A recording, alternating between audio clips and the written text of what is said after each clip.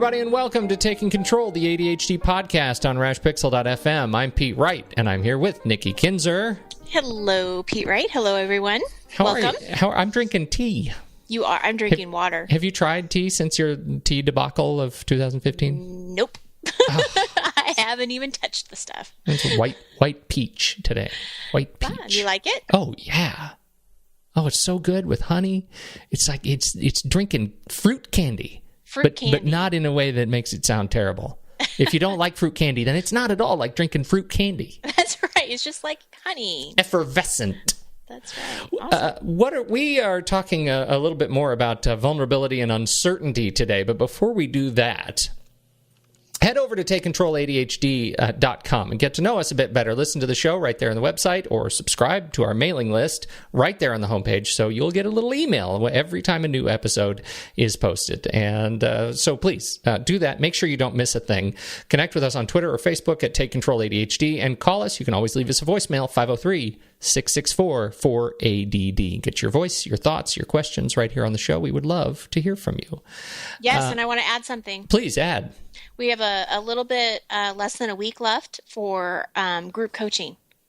So if you're interested in joining a group with ADHD moms or with moms who have children with ADHD, or you're an ADHD professional and you're looking to join a group that focuses on productivity and more of the work kind of stuff, jump on the website and sign up. I'd love to have you join me. It's not if you're an ADHD professional, but if you're a professional who is struggling with ADHD.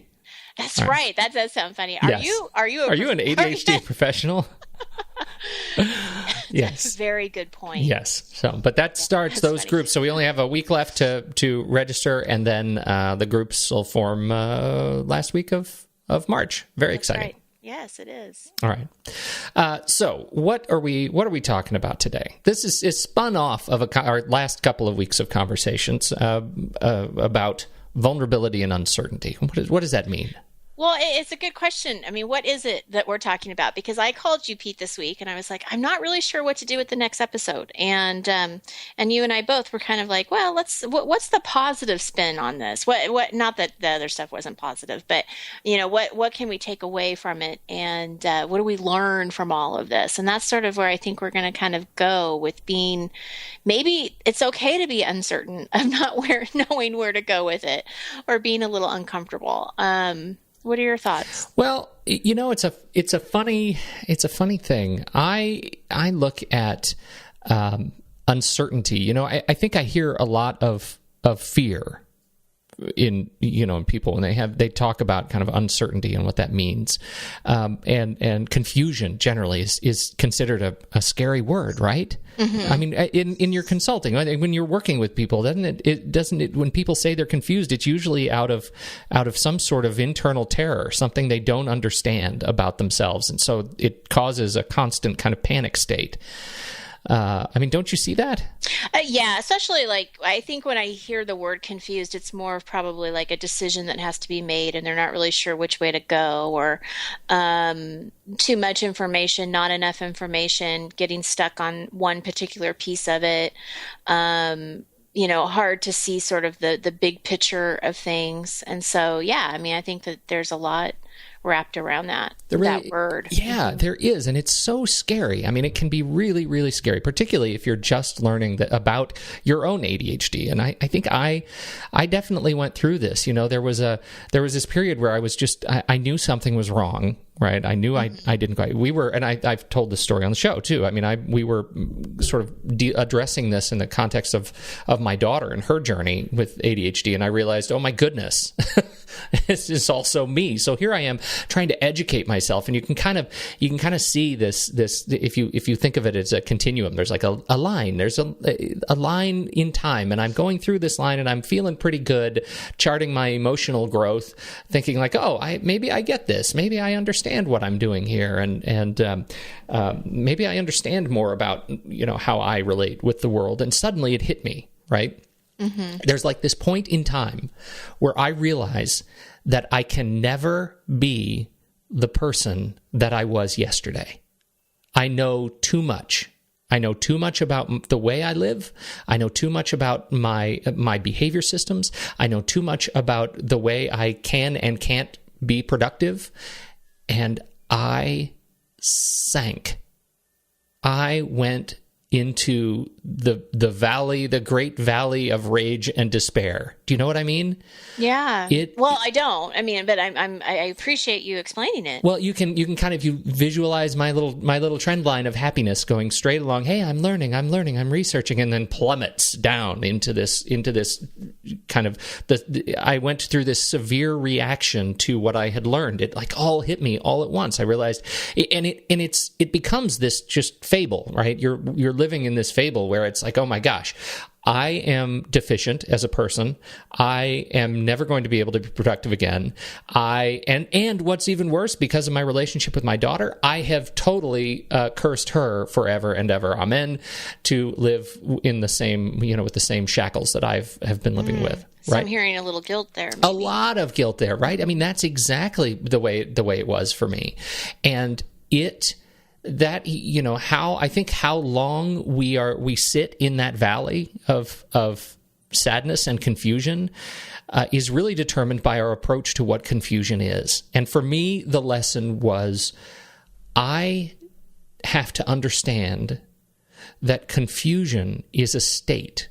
It is temporary, and it typically is a gateway to learning. Right?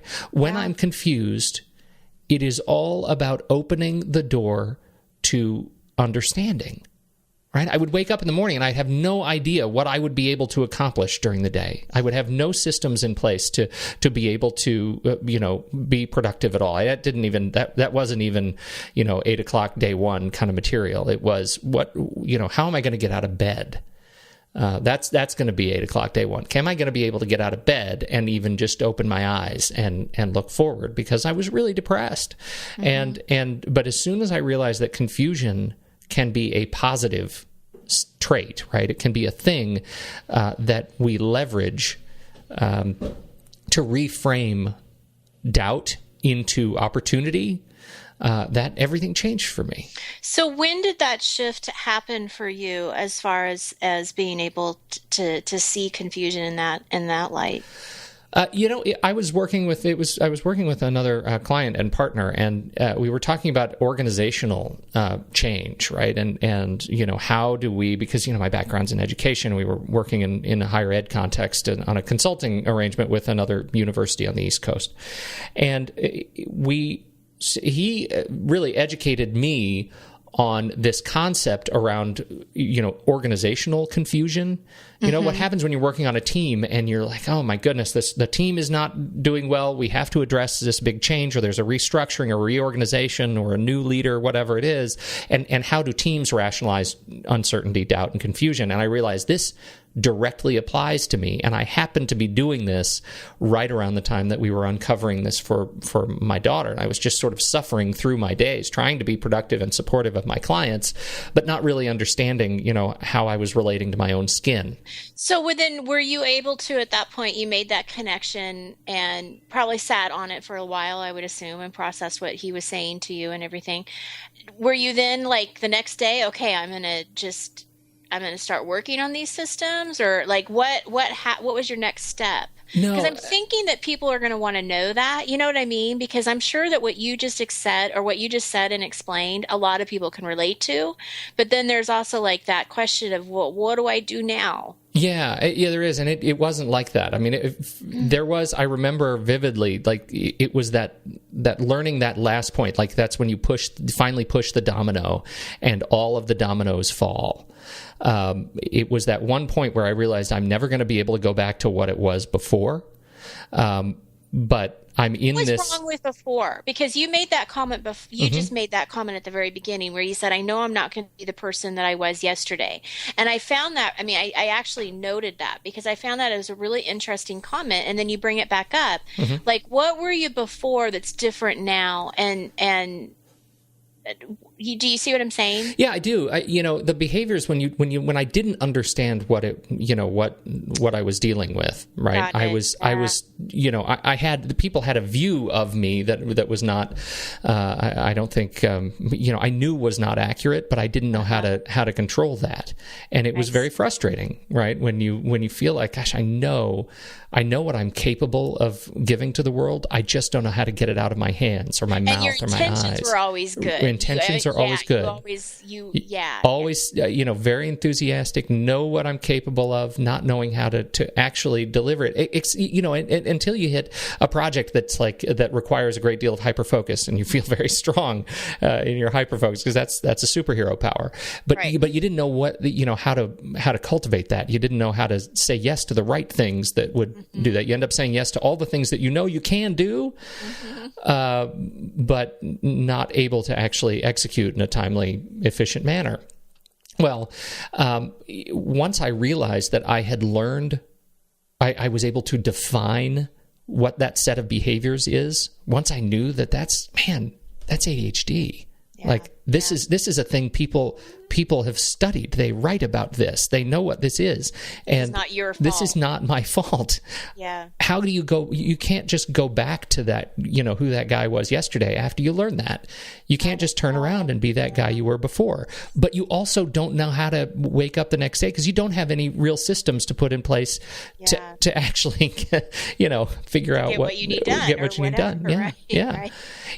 And so it was actually a much longer period than that, just trying to figure out kind of what are the systems that I need in place. And it's funny because I was always a very organized guy, but I was organized because of organization, not because of productivity, right? I was organized because I loved being organized. Mm-hmm. I was not organized because it was actually delivering anything to me. So once I was able to put those pieces together and figure out how to put systems in place that would allow me to actually execute, and sort of leverage some of the habits that I had built around organization, but to understand why, what was the purpose of those tools. That eliminated some of that confusion and uncertainty. So it took a long time, but it was a matter of changing definitions for me, of what confusion and uncertainty meant, that I had it, that there are resources that exist to help through it. And what I love about what you're saying is that you were able to put yourself in that position of vulnerability to ask for help and to look for the resources and to get whatever it is that you needed to piece together. And then I think the other thing I want to acknowledge is that you're able to take into account how your ADHD affects you and not work against it, but work with it. And I think that's huge. I mean, I think that's my goal for so many of my clients is to not deny it, don't work against it, but okay, this is what it is. What do we need to do to still be successful and still get what you need done and empower yourself in knowing that you are capable of doing that. Right. You can't deny it. You can't deny it. No, that's a fool's errand. It is who you are. It's in your DNA, so to speak. So I have a story to share that is completely off of what we just talked about with ADHD, but it goes into the denying of feelings that I want to share. My daughter is in third grade, and she has been taking a liking to acting and singing, and so she decided to try out for Peter Pan, and excellent. They had this little excuse me, they had this after school production. There was 18 kids, and she got a part of being the narrator, which was not the part that she wanted. She was disappointed because she wanted to have a bigger part. And so at the time that this was happening, Brad and I, my husband and I, were just really supporting her and just, well, congratulations on trying out. And you were so brave to want to do this. And, this is a good part, and really trying to kind of like make it positive for her. And you're going to do great. And she did fantastic and everything. Well, then the next production was the whole third grade class. And she tried out to get a speaking part, and she didn't get it. So she was just going to be in the chorus singing. And she was very upset about this, as you can imagine. And her teacher saw that she was upset and kind of had a conversation with her about, just keep trying and it's going to work out for you, and, just kind of talk to her about it. Well, then yesterday, yes, because yesterday was the production of her third grade performance. I was getting her ready, and she was telling me about her best friend who was in both productions and basically got parts in both of the plays. Oh. And yeah. And my daughter, I talk a lot about my son. I don't talk much about my daughter, but she is, she's a really caring spirit and a very positive spirit. And so she'll take a bad situation and she will make it positive, or she won't make a big deal about it, right? But then when but when it is a big deal, she'll just cry a river. Like, she wears her emotions on her sleeve. Sure. So I'm getting her ready for the production, and she's telling me about this conversation that she had with her best friend, and how her best friend was upset one day. She was sad one day. And Paige says, well, why are you sad? Because you got a speaking part in both plays and you got exactly what you wanted. Why are you sad? Yeah. And, and so they had their conversation, and I asked Paige, and I was really quick, and I kind of had to stop myself for a second, because I was really quick to want to just go to the positive, right? And just say, well, you got to be happy for your best friend and support her and keep trying. I mean, that's what I wanted to say. But after us talking about all of this, I thought, I need to validate how she's feeling right now. Mm-hmm. And she doesn't need a cheerleader. She doesn't. And so I asked her, I said, does it bother you that your best friend got those parts? Yes, it does. Yeah. Does it make you sad? Yeah, it does. It makes me sad. And I'm like, that is totally normal. It is totally normal for you to be sad for yourself that you didn't get them. And it's okay to be a little jealous that she did. Yeah. And I don't know where she's going to go with that, because she's only 9. Yeah, right. But I really felt like I just had to validate the fact that, it's okay to feel these feelings. Don't try to push them away. Don't try to deny them. And of course, she's growing and she's learning, and there's going to be lots of disappointments and hopefully lots of successes that she's going to be able to celebrate as well. But man, what a hard thing to grasp, that she wanted these things, she didn't get them, and her best friend did.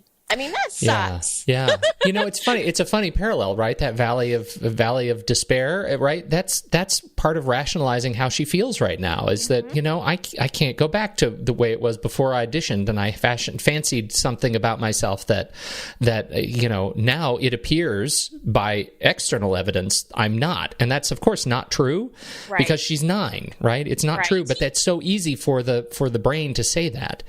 Or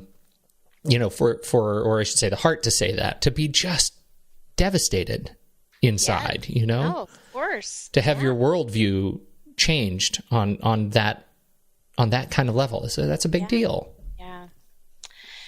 So I know that was a little different than what we were talking about, but I kind of think it all sort of wraps up. Well, I think it does. And I think it goes back to this idea of uncertainty and how you frame confusion and frame confusion in this effort to be more productive, to be able to be, if she uses her experience as a motivator to learn and to, maybe take an acting class, maybe take a singing class, if that's something that, that gives her, incentive to become stronger. It's certainly, that was certainly how it played out for me. I mean, I ended up becoming, I think, stronger in my ability to say no to the wrong things. I'm still definitely learning that. But to say yes to the right things, no to the wrong things, and know what I can't take on. I'm still constantly struggling with that, but at least I know when I'm facing it. And what a gift that we get to listen to you and you get to teach some of those things. Well, I don't know about that. Oh, I totally do. Yeah. You're very kind. Yeah. Well, thanks for sharing, Pete. Well, thanks for coaching. This is a good conversation. Thank you, everybody, for listening to us. Make sure to find us on Facebook and Twitter. We'd love to hear your stories, too. And a special shout out, I've got to add, a special shout out to a friend of the show and listener, Jordan Gamble. We had we met. He came up to Portland or down to Portland, and we met. We had a lovely coffee together and talked about his experience listening to the show, and it was a real treat. So thank you, Jordan, for reaching out. Love that experience. Oh, that's great. Yeah, it was good fun. So anyhow, that's all I've got. On behalf of Nikki Kinzer, I'm Pete Wright, and we'll catch you next week on Taking Control, the ADHD podcast.